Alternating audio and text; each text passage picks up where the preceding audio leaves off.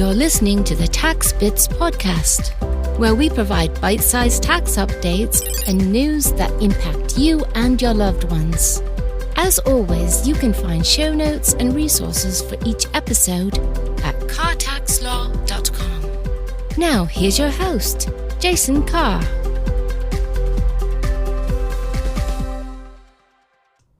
Hello once again, and thanks for tuning in for this month's tax podcast. As always, if you know others who might benefit from listening, let them know they can find the podcast on their platform of choice, including Apple and Google Podcasts, Amazon Music, iHeartRadio, and Spotify.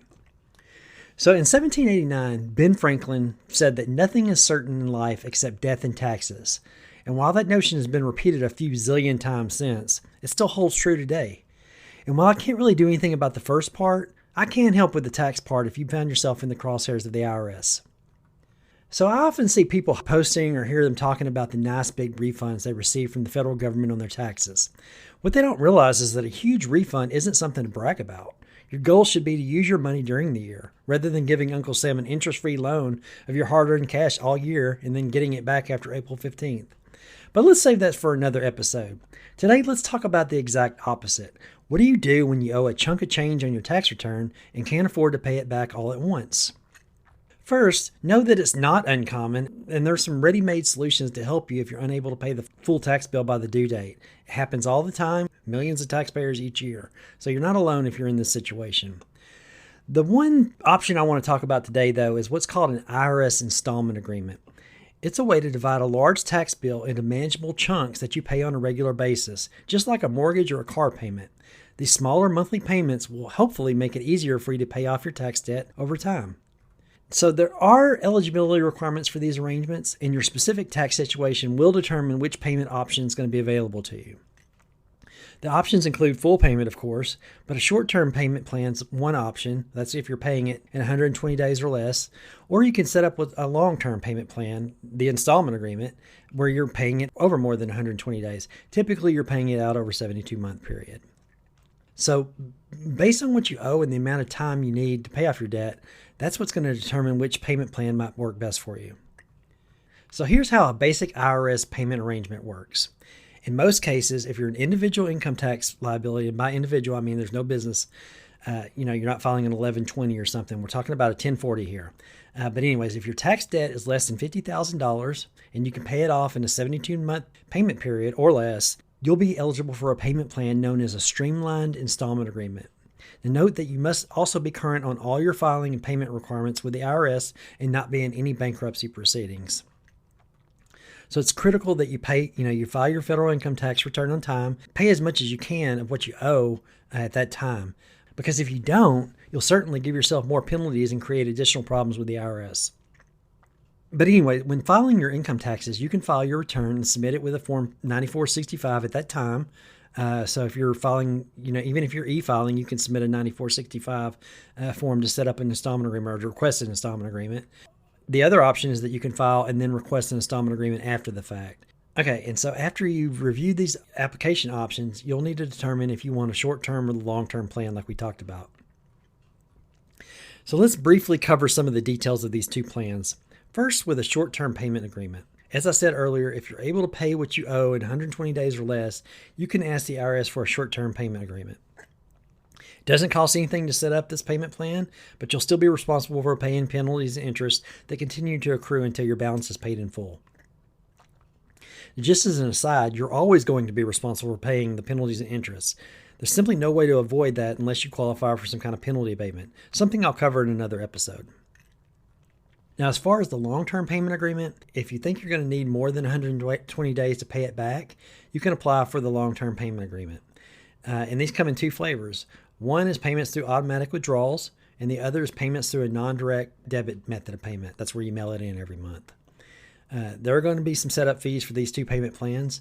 If you set this plan to pay through automatic withdrawals, you'll have a $31 fee to set up the arrangement online.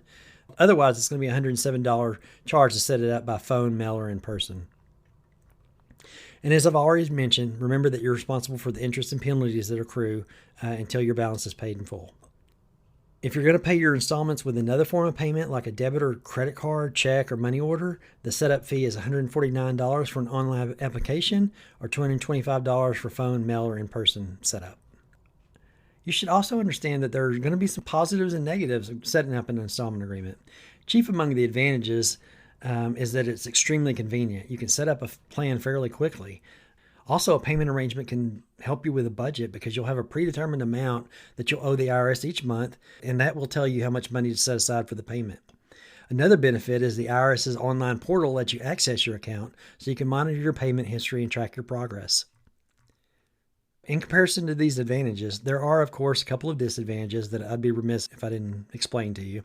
One negative is that you may not qualify for a payment agreement with the IRS. It's going to come down to your individual situation. While most people do, you might not. So you're going to need to investigate it and figure out what's best for your situation. Second, at the risk of sounding redundant, a payment agreement doesn't stop the penalties and interest on your tax debt. They continue to accrue until you pay the full amount you're owing.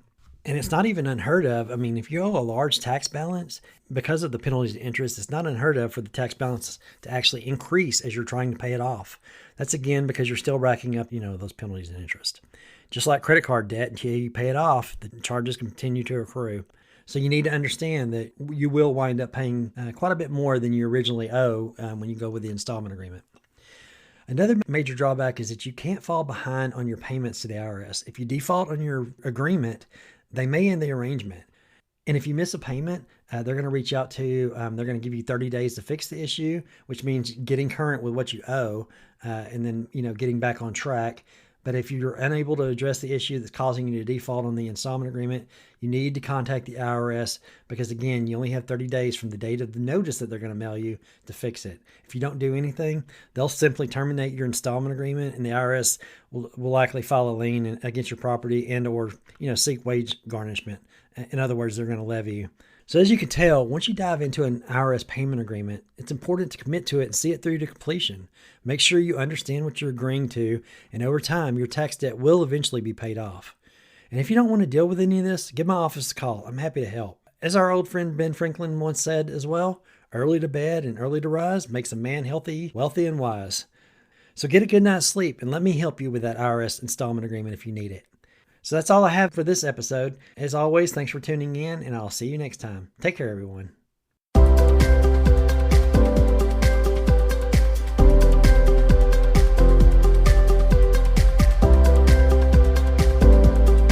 If you enjoyed today's podcast, please tell your friends and colleagues to visit cartaxlaw.com. cartaxlaw.com.